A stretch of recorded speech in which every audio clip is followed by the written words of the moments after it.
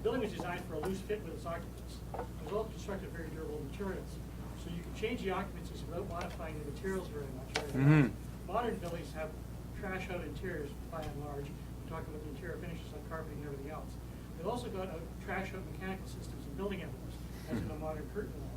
So the problem of preserving modern buildings, the one we're going to be facing, so a lot of the parts of the building were designed to be thrown away at a certain point in time.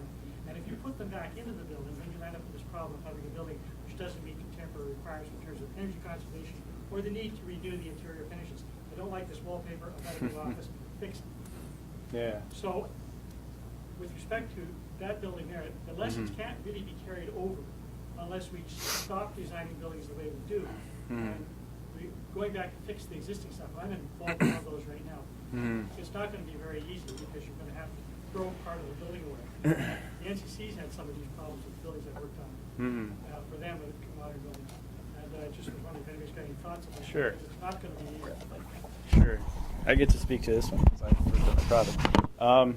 I think the first thing that I'll say is that we were really fortunate to have an open and engaged mechanical team led by Nor and Greg Allen, who's a fantastic mechanical engineer. Is that this was a very early hermetically sealed building. So it was a precursor to a lot of these sort of modern approaches, but it had aspects of the past and it had aspects of the future baked into it.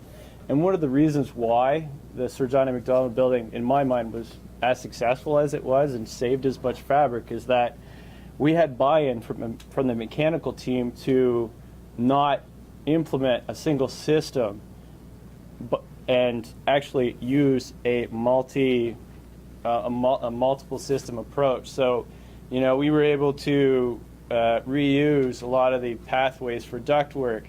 We reused the radiator locations at the windows with new radiators, which opened up space for blast curtains. We have one of the things, the benefits of having all the drawings was that we knew there was a 4-inch cement topping on a thin, almost like an early waffle slab, with 12-inch span joists.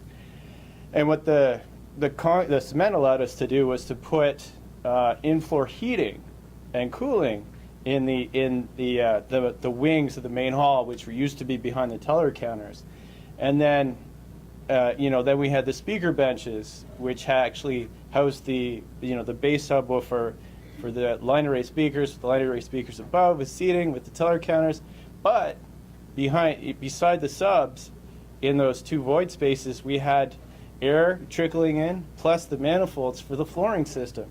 So it was a very complicated delivery system, plus the return air at the top, which was fun because they came to us and say, yeah, we forgot a zero in our return air calculations, so we're going to have to find another place to suck the air out. And I'm like, yeah, okay. So fortunately, we were doing a lot of work in the attic, and we were able to use that as a plenum, so it all worked out. But yeah, I think the ability to recognize opportunities within the existing systems, the ability to recognize the inherent character of buildings in and of itself doesn't necessarily have to apply to a high-value heritage building with fantastic materials like the Bank of Montreal. It translates to B-level modern heritage, B-level modern, say like an office building, for instance, where if you understand the inherent logic of the building and try to capture it, try to augment it, that's another key word that sort of came from SGIM into building resilience, was just that one of the best ways to, in my mind, rehabilitate and to salvage is to reduce the amount that you affect, to build on what's already there.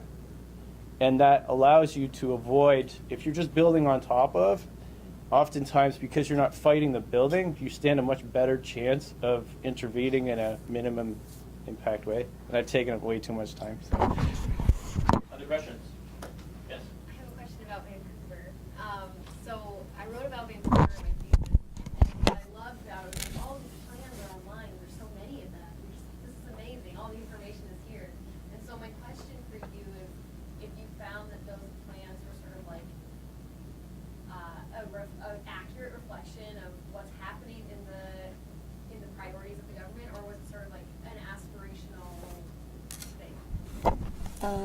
I think with because the government is just changed, but as it was, I think it was a big priority because sustainability was a big priority of the previous government as they came in, and I think the plans are quite accurate, and they kept updating it and putting it online, and the whole reason was to increase that excitement and knowledge sharing, because we do know that if we talk about it and then leave it for 10 years and report on it, then that excitement will die, and you would want your citizen to be part of it. So there is a big effort in the city of Vancouver to involve citizens in showing how they can get engaged and what are the things they can do, and that's intentional.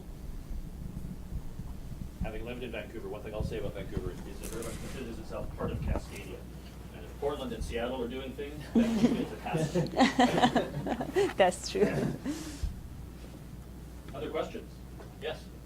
Just also on Vancouver, you had a slide where you mentioned that the city of Vancouver was looking to diversion, using the term diversion rather than recycling.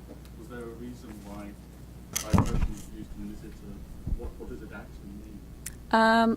I mean, I don't know if diversion is what City of Vancouver prefers to use it. That's more of my personal preference, because they talk about taking materials away, but recycling and reuse, when you combine them, usually it's called diversion.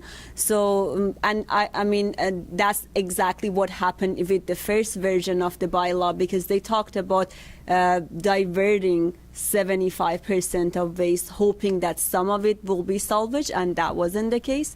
City of Vancouver actually had tried so many of incentive programs before regulating this recycling and salvaging, and nothing really worked. So with that pace of construction and that amount of pressure, when you give the freedom to the contractors to choose between recycling and reuse, for sure they'll use So what recycling. you're saying then is they weren't achieving those levels at all?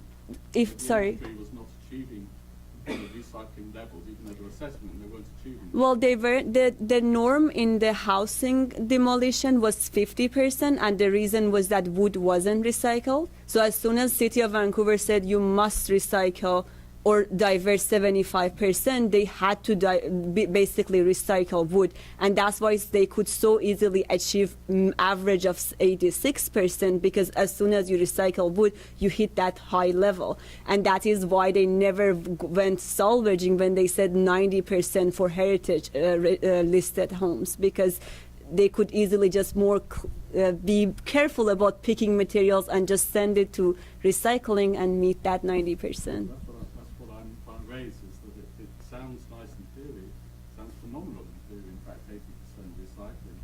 And But it's yet, not reused. but if it's not reused, then it's sort of, Yeah. it's smoke and mirrors, really, and it's just hiding it all. And that's why city went the second step. That's why they asked for salvaging. So now they're asking for 3 tons of wood salvaged from those specific homes that are categorized in that, and they're actually specifying quantity. That's one step difference from Portland, because they want 3 tons. They are gonna get higher, because there's definitely more salvageable wood than 3 tons, but they want to see what's the appetite. The city is quite concerned about what is the appetite in a city that modern and new is the new. Because you actually went and had a look, did you feel that those standards they're trying to achieve are actually achievable at all? I mean, is it a bit high in the sky to get something up to the 80%? Is 50% or even maybe 25% more realistic in reality? It is realistic, but in 80% is realistic. for salvaging, are you asking? No, for recycling. Oh yes, it is realistic. As soon as you recycle concrete and wood, you will hit that amount. It's not at all difficult. It's just the fact that they don't prioritize it, and that's the challenge. If you leave it by contractors, they don't spend the time for that. It might be just a little bit more time or just the change of the habit, but they don't voluntarily do that. So legislation is what pushes. Definitely. That's Voluntary things definitely. really work. City of Vancouver definitely concluded that legislation was the only way to change it in that region, because they tried voluntary aspects. So we're getting really tight for time, but does Heather have a question? perhaps? One very quick question. Well, one thing that stands out from all the presentations for me is just the idea of heritage buildings and their materials as being a public good. And I was intrigued by the City of Vancouver, the idea of trying to take some of these materials and put them in public projects.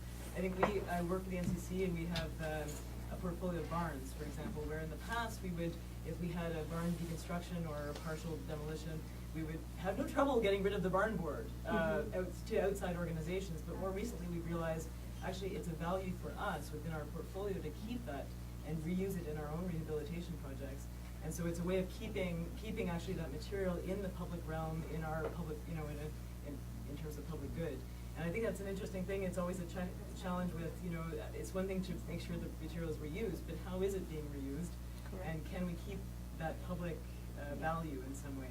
And some of the projects like this you were talking about, I'm sure there's some debate about whether some of those projects are, you know, whether it's, you know, I mean, obviously some people would have been arguing to preserve the building entirely rather than just salvaging a few components and that sort of thing.